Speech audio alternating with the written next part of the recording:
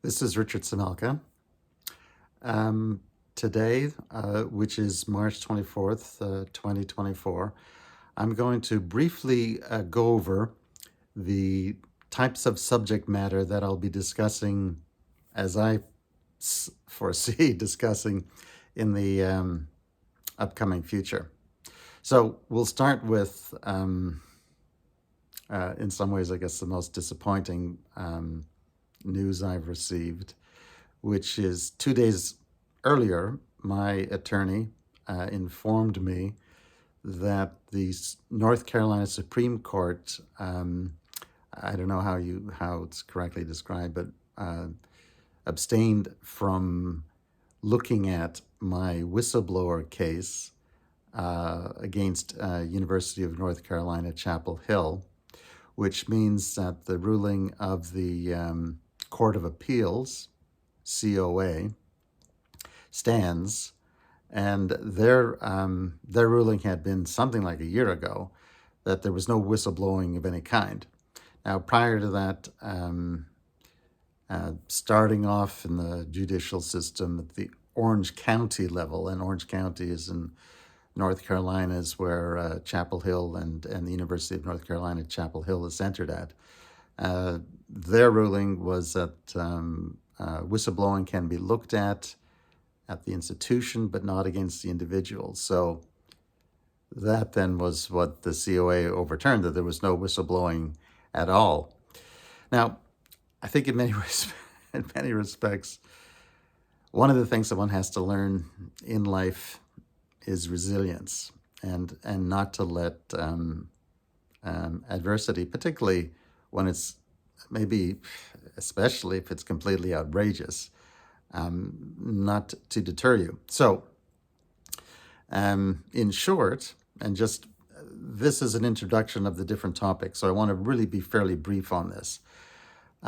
Basically, what happened is I reported that a hospital employee who was at the time spiraling out of control with the emotional instability and a huge gun collection had threatened 25 members of the hospital. And on a day in November 2014, so about 10 years ago, Bob Dixon, the radiologist, director of the residency program of radiology at UNC, came in to the CT reading room and told me that an individual had threatened 25 workers. I, at the time, was the vice chair for quality and safety, and of course, my question to you is, what would you expect the vice chair of quality and safety to do in hearing that somebody who was emotionally disturbed with a huge gun collection had threatened a large number of individuals? So, looking at in the very recent history, you will maybe be aware of the fact that there was a faculty member killed at University of Chapel Hill some months back by an emotionally disturbed student, and it was a huge thing and national news and so on. I intended to stop the murder of 25 people, okay? So that was numerically completely different. The same person, a few months later, Bob Dixon, informed me, oh, by the way, because he's an interventional radiologist, by the way, radiologist Paul Jakes was allowed to operate drunk at UNC Chapel Hill on patients, and by my calculation, probably from the years 1988 to 2008, although that would be knowable. And again, numbers is something that I'm familiar with working with in safety with radiology. I estimate 5,000, 10,000 individuals were operated on by a drunk radiologist, and somewhere in the neighborhood of 100, maybe up to 500, maybe 100 were killed at the time of the procedure or shortly after because they were operated on by a drunk radiologist, and maybe 500 or 1,000 were permanently injured. Now, the thing is that part of the fact that my case was dismissed, this could not go out in public in the judicial setting. So basically, no one, and this includes all the patients with who were operated on by a drunk doctor, don't know that they were operated on by a drunk doctor.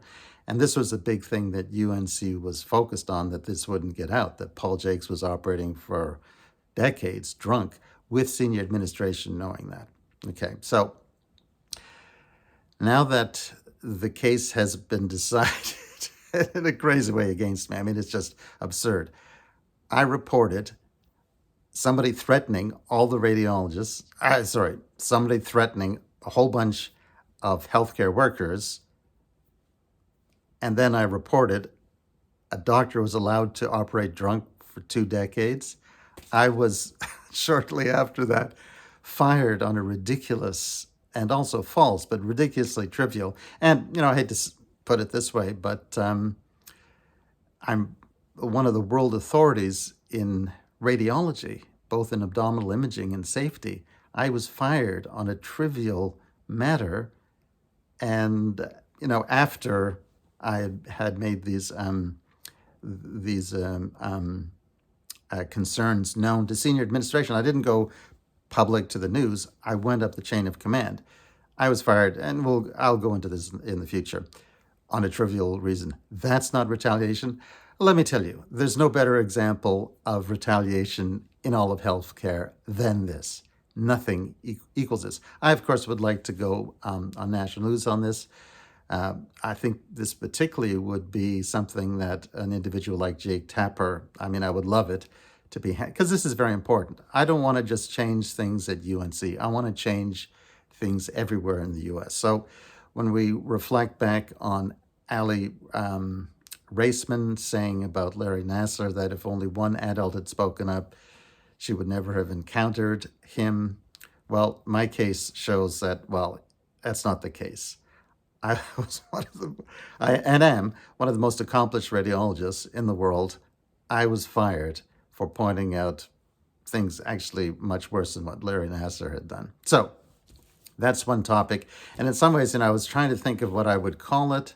This venue, would I call it Richard Semelka, MD Unchained, or the Medical Equalizer? And I was thinking, maybe, this could be something that I could sell as a movie idea, that I could be like the white Denzel Washington medical doctor going to different medical universities that have done corrupt things, go in and, do what would be appropriate in the U.S., and that is, deal with the chairman of the department and the dean of the medical school and so on. So that's one avenue, and that I would call justice.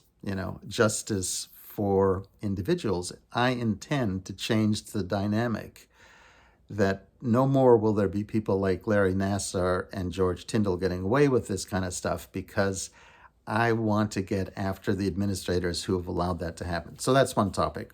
The other is, of course, what I've presented a number of times on, and that's the major focus on my website, is the subject of gadolinium toxicity. Well, in the meantime, that's well advanced. I think most reasonable people understand it. So I came up with the disease. I came up with a treatment of the disease, as good a treatment for this disease as exists for anything. And that's sort of morphing into heavy metal toxicity in general as a subject matter. The next is what I've termed the Splanchnick inflammatory syndrome, which is the imaging findings of the metabolic syndrome, which I would actually recall the Splanchnick metabolic syndrome. As all of you are well aware, we're more and more attuned to the fact that the GI tract may be the center of many of the ills that we suffer from.